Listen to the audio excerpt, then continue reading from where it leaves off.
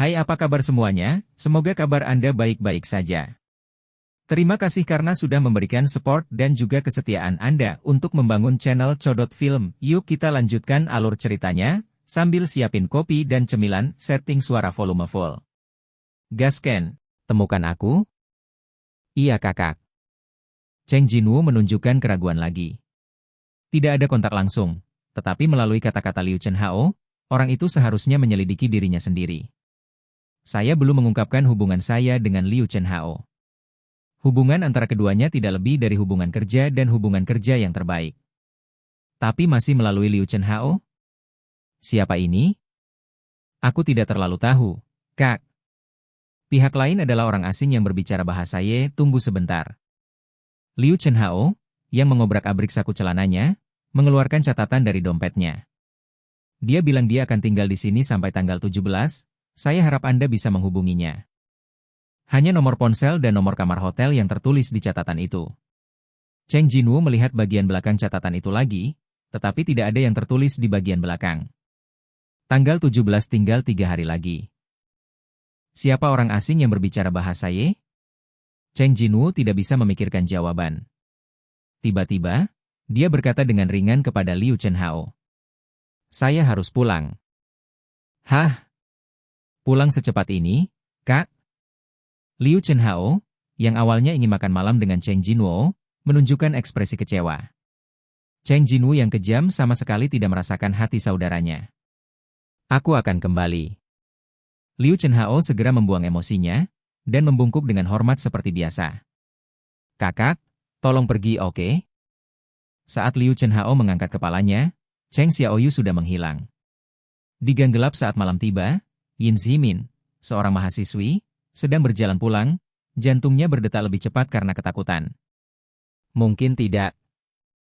Pria yang mengikuti di belakangnya pasti sedang dalam perjalanan. Saya pernah melihat artikel seperti ini di papan buletin.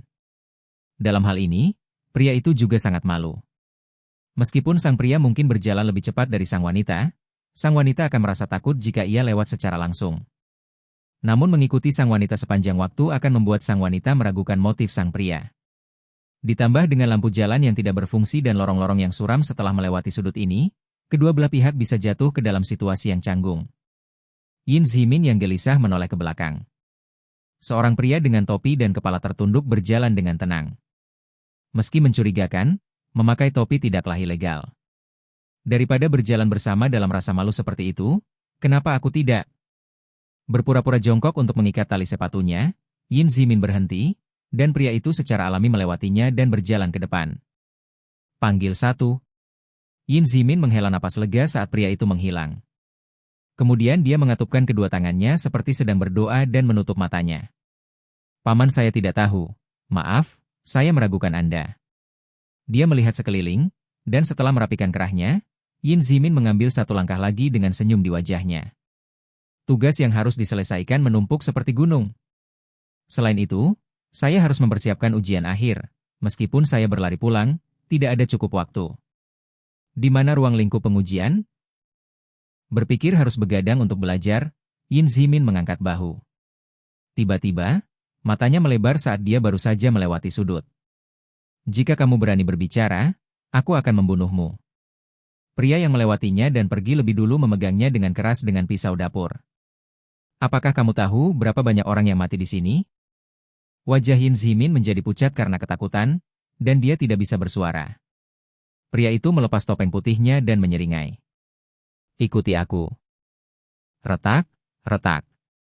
Tidak ada orang di sekitar, hanya lampu jalan yang rusak yang masih menyala. Bab 114 Tindakan Menghilangkan Semut. Tidak, tolong, tolong. Yin Zimin gemetar, ingin mundur. Namun, pergelangan kaki itu seperti menggantung balok besi yang berat, tidak mampu melangkah, hanya air mata yang terus berjatuhan. Pria itu melihat sekeliling. Tidak ada orang di sekitar, jadi dia berencana untuk menyingkirkan mahasiswi itu di tempat. Lagi pula, tidak mungkin memiliki kamera pengintai di gang terpencil seperti itu. Itu sebabnya saya suka di sini. Pria itu menunjukkan senyum sinis, lalu dia menikam perut Yin Zimin. Pada saat ini, sebuah tangan terulur dari kegelapan dan meraih pedangnya. Hah? Pria itu mendongak dan melihat sosok aneh berdiri di sana. Seorang pria dengan sweater, karena topinya, hanya bisa melihat dagu halus pria itu. Apakah dia memakai sarung tangan? Tangan lawan yang memegang pedang itu tidak mengeluarkan darah.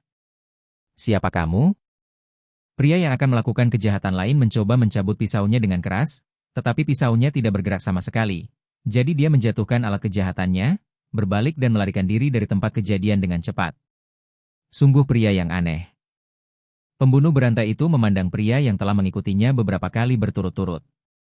Siapa pria itu? Pembunuh berantai mengubah arah pelariannya dan membawa pria itu mengikutinya ke gang gelap tempat dia berencana untuk membunuh wanita itu. Jika tangannya dilindungi oleh sesuatu, serang di tempat lain. Setelah sampai di tempat tujuan, pembunuh berantai itu perlahan melambat, dan jarak antara dia dan pria aneh itu berangsur-angsur memendek. Tepat ketika jarak antara keduanya hanya satu langkah lagi. Kamu keparat. Pembunuh berantai itu berbalik, mengeluarkan penusuk dari lengannya, dan berencana menggunakannya untuk menusuk jantung pria itu. Beraninya kau meremehkanku. Berdebar. Tangan si pembunuh yang menikam pria itu bergetar. Kenapa saya tidak bisa menusuk? Baju anti peluru, atau apa yang dipakai di dalamnya? Kalian, apa yang kamu kenakan di dalam?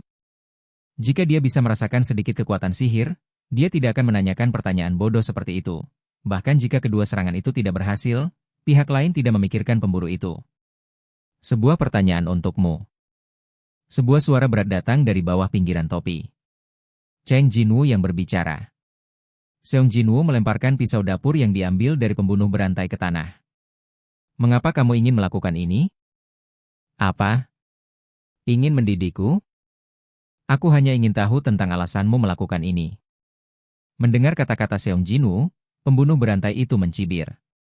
Dia berpikir bahwa orang yang tiba-tiba melompat keluar untuk menyelamatkan orang dan masih mengikutinya adalah semacam utusan keadilan. Apakah ini orang gila? Kalau begitu, apa perbedaan antara dia dan dirinya sendiri? Dia mengira percakapan itu bisa berakhir selama dia menjawab pertanyaan itu, jadi dia menjawab dengan santai. Tidak ada alasan. Jika aku harus mencari alasan. Mungkin karena itu menyenangkan? Menarik? Setiap kali aku melihat seseorang yang lebih lemah dariku, entah mengapa aku merasa ingin menggertak. Dia. Sebelum dia selesai berbicara, si pembunuh tiba-tiba berteriak. Uhahahahahaha. Dia merosot ke tanah, mencengkeram pergelangan kaki kirinya dengan ligamen yang putus dengan erat. Mendongak, pada suatu saat, Cheng Jinwu sudah memegang pisau dapur di tangannya. Kapan dia mengambil pisau dapur di tanah? Pada saat ini, sosok Cheng Jinwu kembali kesurupan. Uhahah. Kali ini pergelangan kaki kanan. Pembunuh berantai itu berguling-guling kesakitan. Saat ini, pembunuh berantai tidak dapat bergerak karena ligamen kedua kakinya robek. Cheng Jinwu membuka sakunya dan mengeluarkan ponsel dan dompetnya. Kamu? Siapa kamu? Bajingan. Cheng Jinwu mengabaikan teriakan si pembunuh, menggunakan ponselnya untuk menelepon saluran darurat dan kemudian memanggil ambulans, dan akhirnya memastikan identitas si pembunuh melalui kartu identitas di dompetnya. Setelah itu, dia menyerahkan kembali ponsel dan dompetnya kepada si pembunuh yang gemetaran. Jika kamu masih ingin hidup. Apa? Oke guys, jangan lupa like, comment, share, and subscribe di channel Codot Film. See you next video, PHC out and bye-bye.